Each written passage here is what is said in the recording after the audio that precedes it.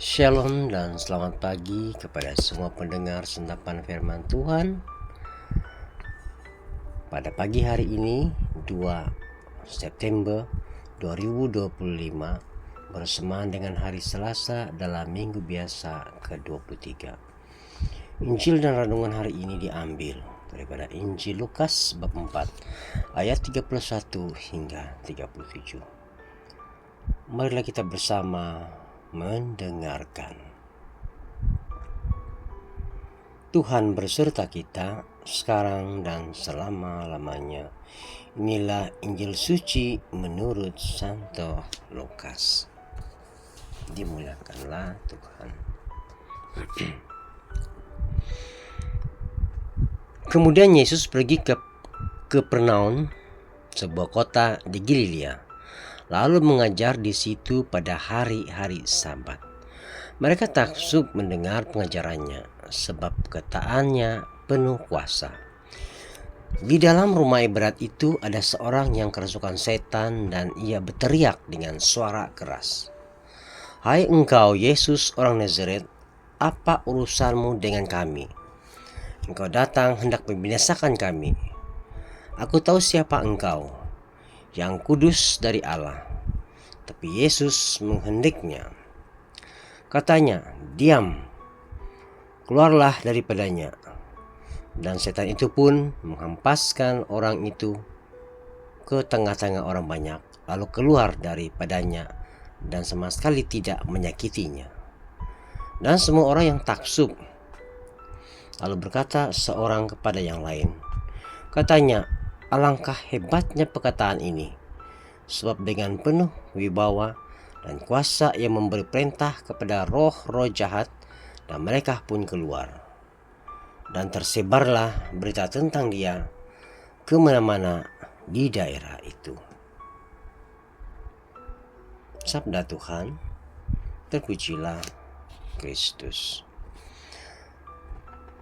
Saudara dan saudari yang terkasih dalam Kristus, kita tahu dan kita mendengar, melihat dunia ini yang kita hidupi sekarang tidak lagi aman. Seperti mana di Timur Tengah Israel berperang dengan negara-negara sekitarnya. Di Thailand dan Kamboja berperang karena kesalahpahaman.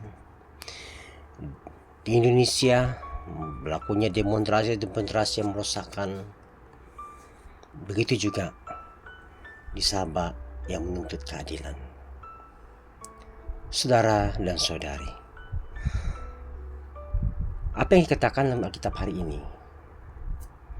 Allah tidak menetapkan kita untuk ditimpa murka, tapi untuk beroleh keselamatan oleh Yesus Kristus Tuhan kita.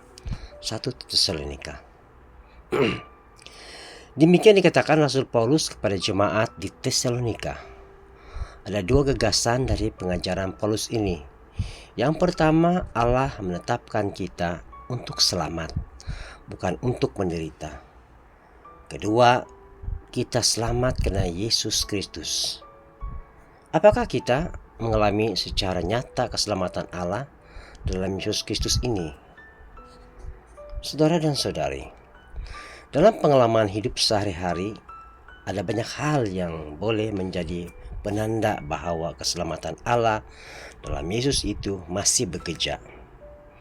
Kita masih boleh bangun pagi dengan sehat, kita masih boleh mengerjakan pekerjaan kita, kita masih boleh menikmati makanan siang yang ada, kita masih boleh bertemu dengan dan bergurau sendah dengan orang-orang yang kita kasihi.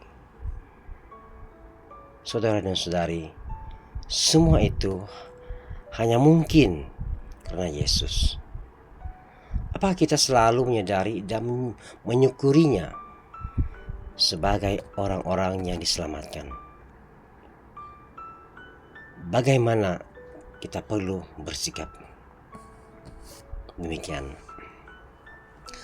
Saudara dan saudari, sebagai orang yang diselamatkan, kita harus menghindari diri dari pengaruh setan dan memilih melakukan hal-hal yang sesuai dengan martabat keselamatan yang sudah kita terima. Kuasa kegelapan yaitu setan akan terus mengintai dan menunggu kesempatan. Saat kita lengah, dia akan memasuki kita agar kita tidak